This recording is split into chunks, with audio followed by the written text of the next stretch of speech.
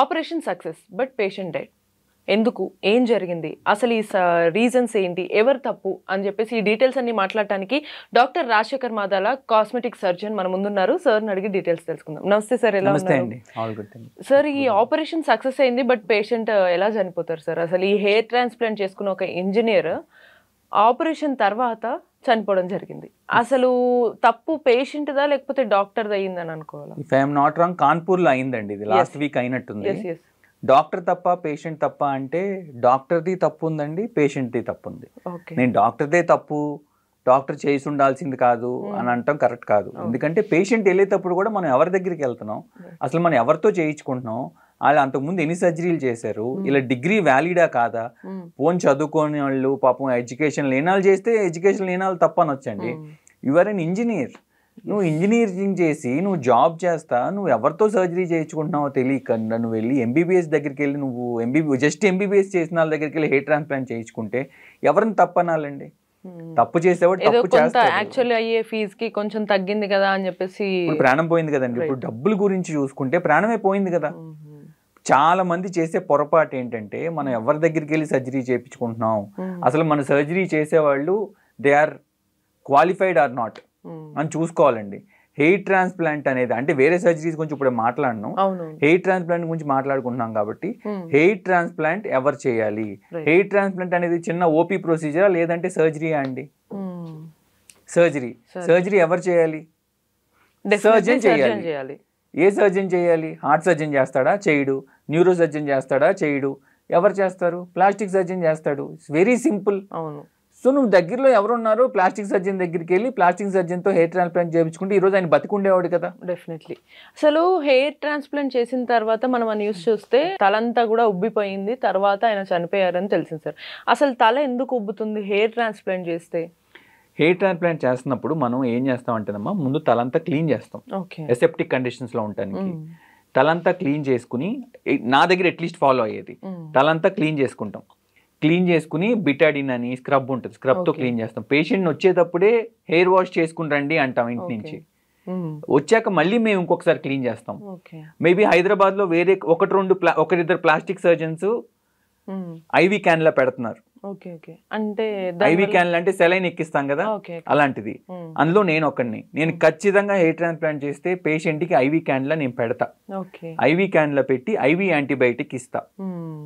So దానివల్ల ఎటువంటి infection నుంచి కొంచెం మీకు ప్రొటెక్షన్ వస్తుంది. సర్జరీ ముందు ఒక ఐవీ యాంటీబయాటిక్ ఇస్తా, సర్జరీ మధ్యలో ఒక ఐవీ యాంటీబయాటిక్ ఇస్తా, సర్జరీ అయిపోయాక ఇంకొక ఐవీ యాంటీబయాటిక్ ఇస్తా.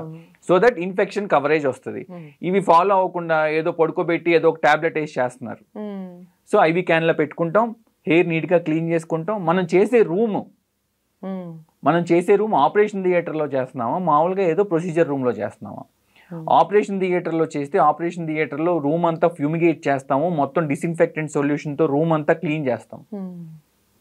వెళ్ళే వాళ్ళు కూడా సర్జరీ చేసేవాళ్ళు కూడా చేతిలో నీట్గా స్క్రబ్ చేసుకుని, వాష్ చేసుకుని, స్టెరైల్గా సర్జికల్ గౌన్స్ వేసుకుని, మాస్క్ పెట్టుకుని, క్యాప్ పెట్టుకుని, గ్లవ్ వేసుకుని, ఏమి ముట్టుకోకుండా జాగ్రత్తగా చేస్తున్నారా లేదా? ఇవన్నీ అండి. హెయిర్ ట్రాన్స్ప్లాంట్ అంటే ఒక ఆపరేషన్, ఒక సర్జరీ, అదొక ప్రొసీజర్ కాదు. అట్ ద సేమ్ టైం అది ఓన్లీ జస్ట్ లుక్స్ కోసమో పైన కనిపించే హెయిర్ మాత్రమే కాదు, అది కూడా ఒక కైండ్ ఆఫ్ హెల్త్ ఎలా అయితే హెల్త్ రిలేటెడ్ అండి. మీకు ఇప్పుడు మేము క్లీన్ చేసి ఎనస్థీషియా ఇచ్చి అంతా రెడీ చేసి పెట్టుకుంటాం. ఎనస్థీషియా ఎలా ఇస్తాం? మామూలుగా ఏదో పెద్ద సర్జరీ లాగా నడుముకి ఇస్తాము, గొంతులో వెంటిలేటర్ మీద పెట్టడం కాదు. ఇది జస్ట్ ఇక్కడ లోకల్ ఎనస్థీషియా ఇస్తాం. క్లీన్ చేసి నీట్గా లోకల్ ఎనస్థీషియా ఇంజెక్షన్ అన్ని ఇచ్చుకుంటాం. అప్పుడు అంత తలంతా మొద్దుబారిపోద్ది, హెయిర్ ట్రాన్స్ప్లాంట్ చేస్తాం. తప్పు ఎక్కడైనా జరగచ్చండి. క్లీనింగ్ సరిగ్గా చేయకపోతే తలని తప్పు జరగచ్చు, బ్యాక్టీరియా వల్ల ఇన్ఫెక్షన్ రావచ్చు. మీరు ఇచ్చే లోకల్ ఎనస్థీషియా ఇంజెక్షన్ సరిగ్గా అందులో ఇన్ఫెక్షన్ ఉంటే దానివల్ల ఇన్ఫెక్షన్ రావచ్చు. మూడోది పేషెంట్కి షుగర్ కానీ అలాంటి కండిషన్స్ ఉన్నప్పుడు మనం చూసుకోకపోతే ఇన్ఫెక్షన్ రావచ్చు. ఆపరేషన్ థియేటర్ నీట్గా లేకపోతే ఇన్ఫెక్షన్ రావచ్చు. ఆపరేషన్ థియేటర్లో తిరిగే వాళ్ళు ఒకడన్నా కేర్లెస్గా రెక్లెస్గా బయట తిరిగి వచ్చిన చెప్పులు లోపలికి వేసుకొచ్చినా, బయట వేసుకొచ్చిన బట్టలు లోపలికి వేసుకొచ్చినా ఇన్ఫెక్షన్ రావచ్చు. ఇవన్నీ జాగ్రత్తగా చూసుకుంటేనే సక్సెస్ఫుల్ సర్జరీ అవుద్దండి. ఇవన్నీ ఎవరు చూస్తారు? ప్రాపర్ హాస్పిటల్ సెటప్ ఉన్న వాళ్ళే చూస్తారు. ఎంబీబీఎస్ వాళ్ళు కానీ వేరే డిగ్రీలు కావాలని వేరే డిగ్రీస్ గురించి నేను మాట్లాడలేదు. ఎంబీబీఎస్ కానాలు కూడా హెయిర్ ట్రాన్స్ప్లాంట్స్ చేస్తున్నారు. That is a big crime.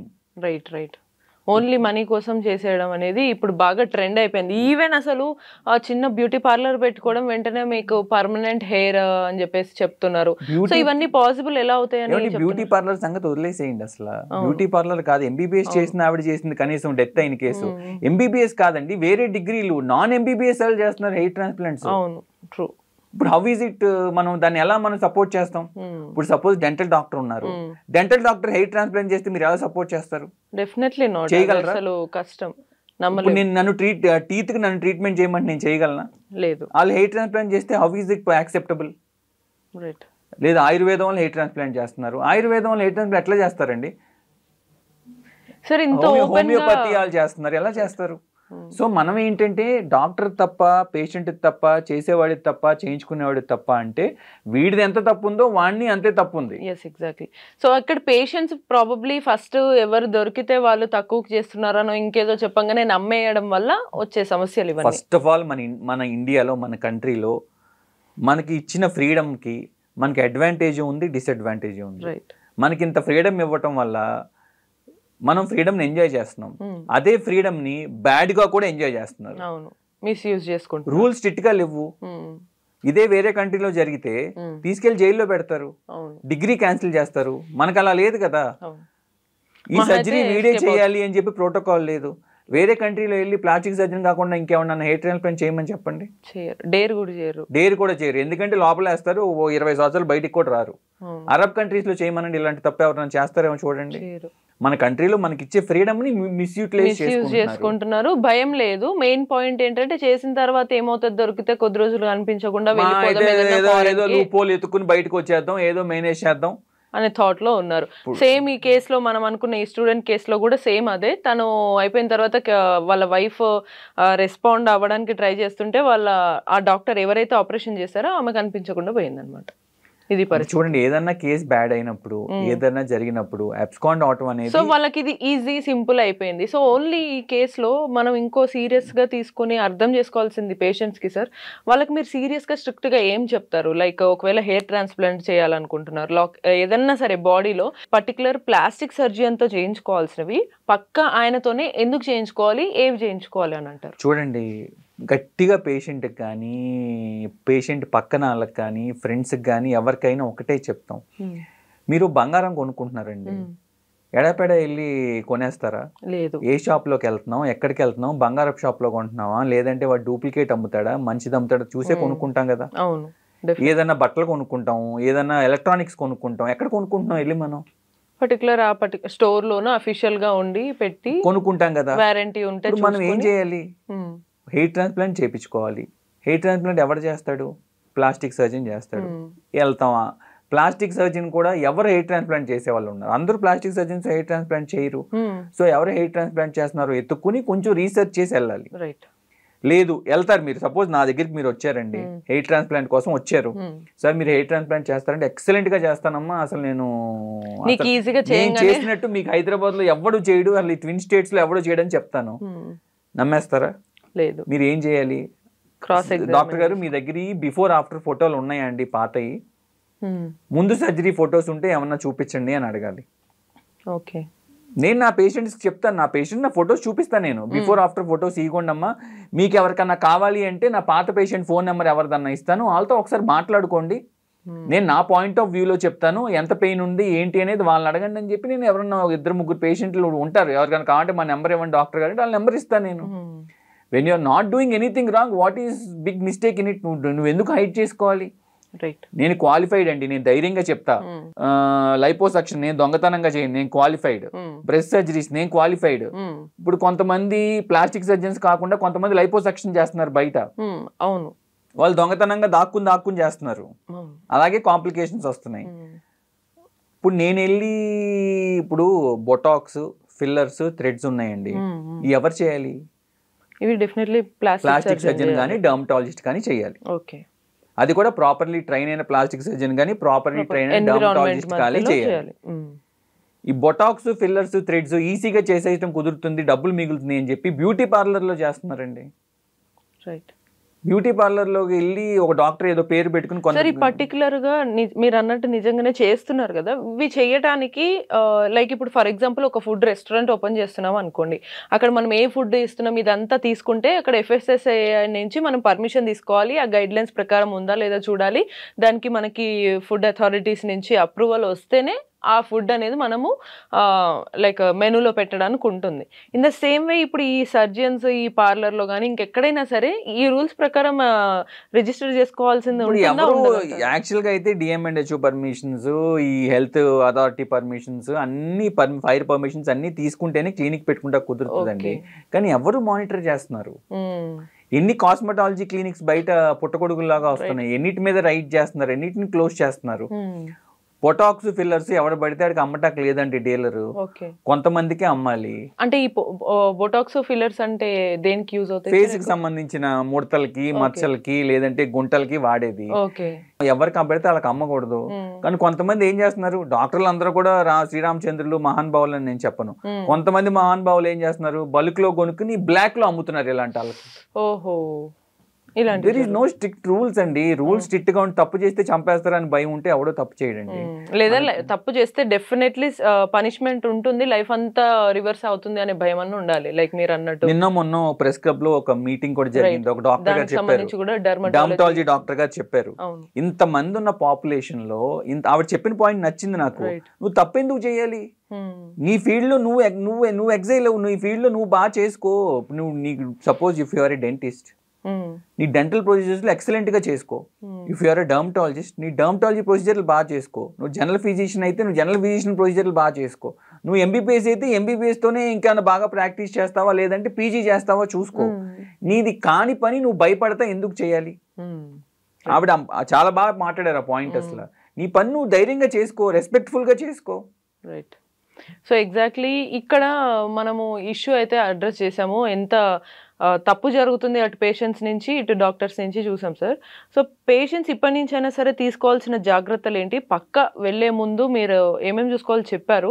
So దాంతోపాటు వాళ్ళు ఎక్కువగా సీరియస్గా స్ట్రిక్ట్గా ఫాలో అవ్వాల్సిన థింగ్స్ ఏంటి? ఇప్పటివరకు మీరు చాలా కేసెస్ చూస్తుంటారు, ఆ కేసెస్ ఏంటి? కబుర్లు చెప్పే వాళ్ళని అసలు నమ్మకూడదు. అన్యాచురల్ రిజల్ట్స్ ఒక్క రోజులో మిమ్మల్ని ఇటు నుంచి అటు మార్చేస్తామని వాళ్ళు నమ్మొద్దు. డాక్టర్ దగ్గరికి వెళ్ళినప్పుడు ఎవరిని నమ్మాలో చూసుకోండి. సెకండ్ థింగ్, డాక్టర్ దగ్గరికి వెళ్ళిన తర్వాత కొంచెం సెన్సిబుల్ గా మాట్లాడండి వాళ్ళతో. ఏది చెప్తే అది నమ్మేయొద్దు. ఆ డాక్టర్ ఎన్ని కేసులు చేశాడు ఇప్పుడు దాకా, ఆయన ఎంత ఎక్స్పీరియన్స్ ఉంది, ఎంత బాగా చేశాడు, రిజల్ట్స్ ఎలా ఉన్నాయి చూసుకోండి. మూడోది, ఏదన్నా చిన్న కాంప్లికేషన్ డాక్టర్ దగ్గర ఏమీ దాయొద్దు. మీకేమన్నా హెల్త్ ప్రాబ్లమ్ ఉంటే ఆయనకి అన్ని వాళ్ళకి చెప్పాలి. సపోజ్ షుగర్ ఉండి నాకు చెప్పకుండా ఉండి షుగర్ అంతా కంట్రోల్లో ఉందని అబద్ధాలు చెప్పి హెయిర్ ట్రాన్స్ప్లాంట్ చేయించుకుని ఇన్ఫెక్షన్స్ రావచ్చు. సో డాక్టర్ క్లియర్గా అన్ని చెప్పండి, ఏమీ దాయకుండా. నాలుగోది, సర్జరీ జరిగిన తర్వాత డాక్టర్ చెప్పిన ఇన్స్ట్రక్షన్స్ అన్ని కరెక్ట్గా ఫాలో అవ్వండి.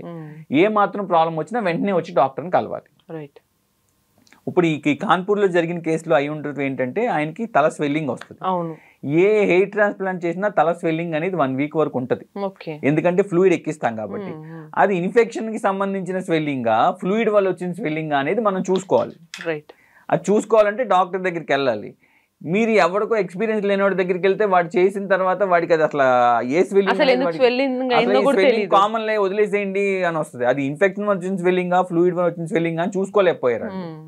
3 రోజుల తర్వాత సడన్ గా ఇన్ఫెక్షన్ వచ్చేసి తలనొప్పి వచ్చేసి ఆ బ్లడ్ లో ఇన్ఫెక్షన్ అంతా వెళ్ళిపోయి డెత్ అయిపోయారు.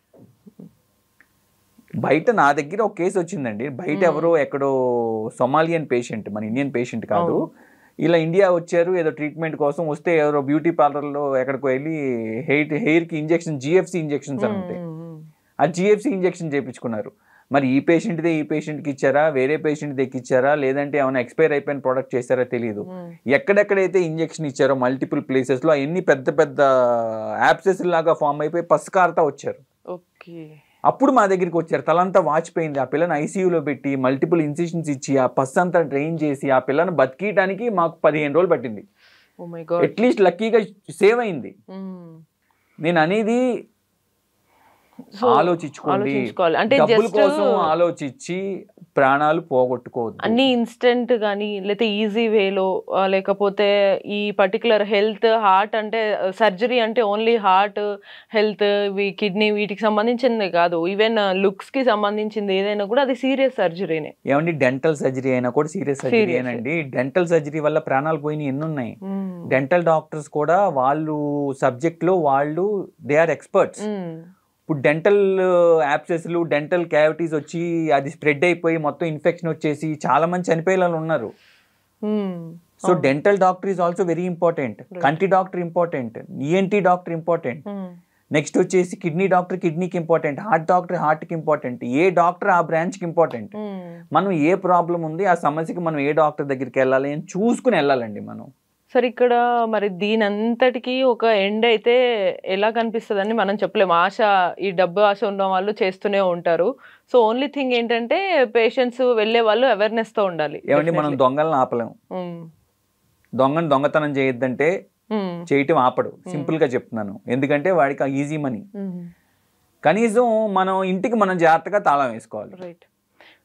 సో మన హెల్త్ గురించి మనం ఎవరి దగ్గరికి వెళ్తున్నామో చూసుకుని వెళ్ళి జాగ్రత్తగా ట్రీట్మెంట్ తీసుకోవాలి. చూడండి నా కాంప్లికేషన్స్ రావు, నేను 100% పర్ఫెక్ట్ అని నేను చెప్పను. సర్జరీ అన్నాక కాంప్లికేషన్ ఎవరికన్నా వస్తుంది. కనీసం వచ్చిన కాంప్లికేషన్ నువ్వు డీల్ చేయగలగాలి కదా, మనిషిని చంపేయకూడదు కదా. అవును, ఆ అవేర్నెస్ ఆ నాలెడ్జ్ ఉండదు. ఇప్పుడు ఇవాళ మార్నింగ్ అండి మీ స్టూడియోకి వచ్చే ముందు నాకు ఒక హెయిర్ ట్రాన్స్ప్లాంట్ ఉండింది. ఇవాళ 8:30కి ఒక హెయిర్ ట్రాన్స్ప్లాంట్ ఉండింది నాకు. ఆయనకి షుగర్ లెవెల్స్ చెక్ చేస్తే 220 ఉన్నాయి. మార్నింగ్ ముందు టెస్టుల్లో బానే ఉంది. అంతా రెడీ చేసి ఐవి క్యాన్ లో పెట్టి మొత్తం ప్రిపేర్ చేసి మార్కింగ్ చేద్దాం అనుకున్నప్పుడు మా వాళ్ళకి అలవాటు చేసింది ఏంటంటే పొద్దున్నే షుగర్ టెస్ట్ చేయండి అమ్మా ఏ పేషెంట్ కి అయినా అని. షుగర్ టెస్ట్ చేస్తే 220 ఉంది ఫాస్టింగ్ ఆయనకి. నేను అది నెగ్లెక్ట్ చేసో పడుచుకోకుండాను చేసేసి ఉండుంటే ప్రొసీజర్ పర్ఫెక్ట్ గా అయిపోయేది, నీట్ గా అంతా హెయిర్ ట్రాన్స్ప్లాంట్ అయిపోయేది. 10 రోజుల తర్వాత వారం రోజుల తర్వాత ఇన్ఫెక్షన్ స్టార్ట్ అయ్యేది. ఇవన్నీ చూసుకోవాలని తెలియాలి కదా కనీసం ఎవరికన్నా. ఎక్స్పీరియన్స్ కొన్నిసార్లు మేబీ పేషెంట్స్ కి తెలియకపోవచ్చు, షుగర్ ఉంటే చేయించుకోవచ్చు. అసలు నాకు షుగర్ ఉందని నా పేషెంట్ కి తెలియకపోవచ్చు అండి. Right, exactly true. అలా పేషెంట్ కి షుగర్ ఉందని పేషెంట్ కి తెలియకపోవచ్చు, డాక్టర్ కి తెలుసు కాబట్టి మనం తెలుసుకోవాల్సిన రెస్పాన్సిబిలిటీ నీకుంది. ఎవరు తెలుసుకుంటారు అంటే ఆ సబ్జెక్ట్ మీద ఐడియా ఉన్నాడు. Right right. సరే ఇప్పుడు మీరు అన్నట్టే షుగర్ ఉన్నప్పుడు చేయించుకుంటే రిస్క్ అని అంటున్నారు కదా, ఇన్ ద సేమ్ వే బాడీలో లైక్ బీపీ థైరాయిడ్ ఇంకా షుగర్ ఉన్నప్పుడు చేయించుకుంటే రిస్క్ కాదండి, షుగర్ కంట్రోల్లో లేనప్పుడు చేయించుకుంటే రిస్క్. ఓకే, షుగర్ ఉన్నప్పుడు డయాబెటీస్ ఉన్నప్పుడు అది కంట్రోల్ లెవెల్స్ లో ఉంటే హెయిర్ ట్రాన్స్ప్లాంట్ చేసాం మేము చాలా మంది.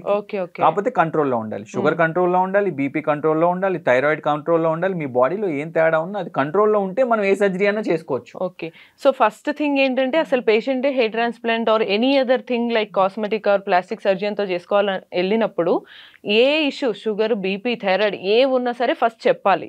ఇఫ్ ఇన్ కేస్ వాళ్ళకే తెలియకపోతే డాక్టర్ అయితే పర్ఫెక్ట్ డాక్టర్ అలాగా చూసుకుంటారు. డాక్టర్ కూడా ఓపిక్ గా మాట్లాడాలి. ఏదో వచ్చారు కదా నీ బిజీగా ఉన్నా హడావుడిలో ఉన్నా అని చెప్పి 5 నిమిషాల్లో మాట్లాడేసి పంపించేసి వచ్చాడు కేసు దొరికింది డబ్బులు వచ్చినాయి అనుకోకూడదండి.